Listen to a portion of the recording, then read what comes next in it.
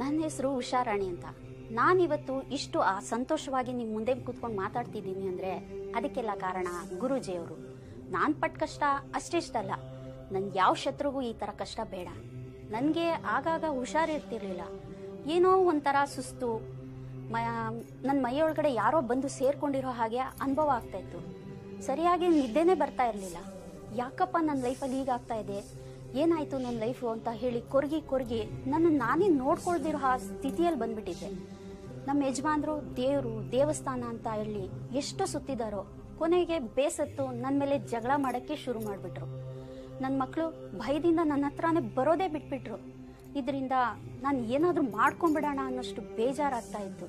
ಆದರೆ ಯಾರಾದರೂ ಒಬ್ಬರು ನನ್ನ ಲೈಫಲ್ಲಿ ನನ್ನ ಈ ಸಮಸ್ಯೆಗೆ ಪರಿಹಾರ ಕೊಡ್ತಾರೆ ಅಂತ ನನಗೆ ಅನ್ನಿಸ್ತಾ ಇತ್ತು.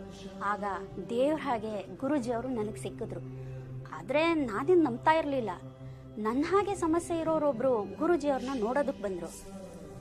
ಆಗ ಆ ಹುಡುಗಿ ಮೇಲೆ ಮಾಟ ಮಂತ್ರ ಆಗಿದೆ ಅಂತ ಗೊತ್ತಾಯಿತು. ಇವಳು ಹೆಚ್ಚು ದಿನ ಬದುಕೋದಿಲ್ಲ ಅಂತ ಎಲ್ಲರೂ ಹೇಳ್ತಾ ಇದ್ರು. ಒಂದು ವಾರ ಆದ್ಮೇಲೆ ನೋಡಿದ್ರೆ ಆ ಹುಡುಗಿ ತುಂಬ ಚೆನ್ನಾಗಾಗಿದ್ಲು. ಯಾವ ದೇವ ಪೀಡೆ ಪಿಶಾಚಿನೂ ಇಲ್ಲದೆ ಆರಾಮವಾಗಿದ್ದನ್ನ ನಾನು ನನ್ನ ಕಣ್ಣಾರ ನೋಡಿದೆ. ಆಗ ನಾನು ಗುರೂಜಿಯವ್ರನ್ನ ನಂಬಿದೆ. ನನ್ನ ಸಮಸ್ಯೆನೇ ಹೇಳಿದಾಗ ಗುರೂಜಿಯವರು ನನ್ನ ಮೇಲೆ ನನ್ನ ಸಂಬಂಧಿಕರಿಂದನೇ ಮಾಟ ಮಂತ್ರ ಆಗಿದೆ ಅಂತ ಹೇಳಿ